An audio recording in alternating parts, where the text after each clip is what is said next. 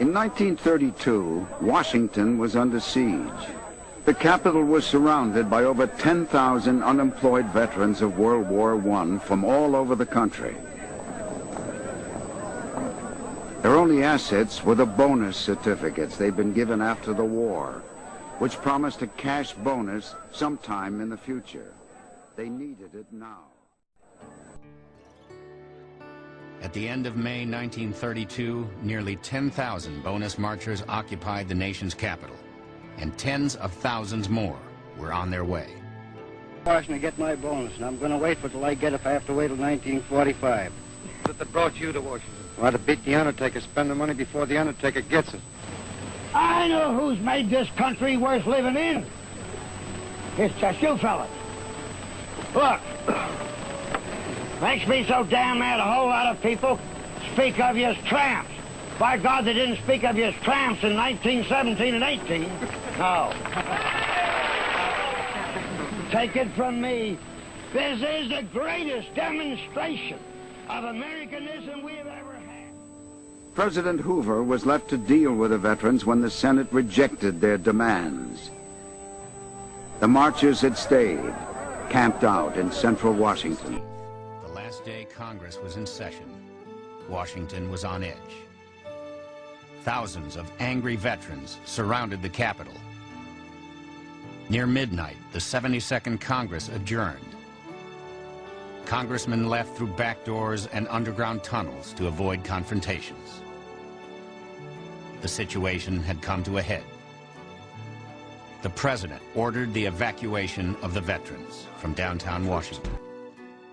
When MacArthur moved his troops to the affected area, he knew exactly what he was going to do. More than 200 cavalrymen spread out across Constitution and Pennsylvania avenues.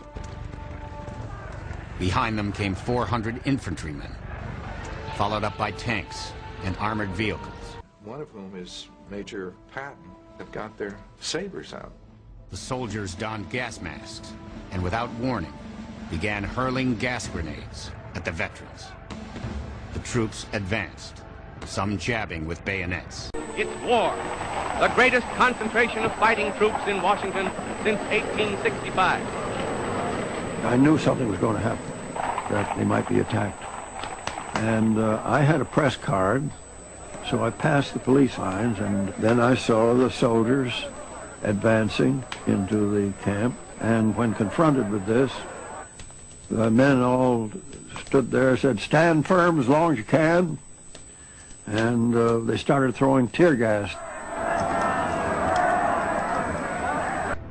The tear gas was just burning my face. I was trailing behind my dad, and he kept hollering, "Come on, boy, come on, boy." Marchers were choking from the gas, just like the battlefields in France. And so they're being forced out of their shacks by smoke bombs and tear gas, hurled by the troops who have been called out by the President of the United States. I'd never seen anything like it. They systematically went down the line, burned up all the tents and all the possessions of the people there. I was thinking of Herbert Hoover when this happened, because his election was in 3 months. I thought this would be the finish of Hoover. The orders of the President must be obeyed, and the roaring flames sound the death knell to the fantastic bonus army in the shadow of the beautiful dome of the Capitol of the United States of America. The veterans did not believe the country for which they had fought would ignore the plight into which the Depression had placed them. Many did not believe that United States troops would take the field against them. By early evening, most of the marchers had been driven across a drawbridge that led to their main camp. The president does not want MacArthur to cross the bridge, and MacArthur disregards the order. Eisenhower later says that he saw this happen. MacArthur says, "I cannot bother with pieces of paper during a military operation." And so he crosses the bridge.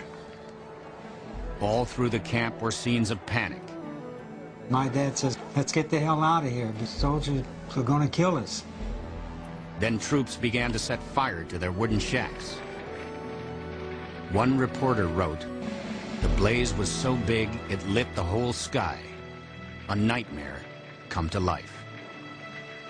The president looked out a window of the White House in the direction of the fire, then retired for the night.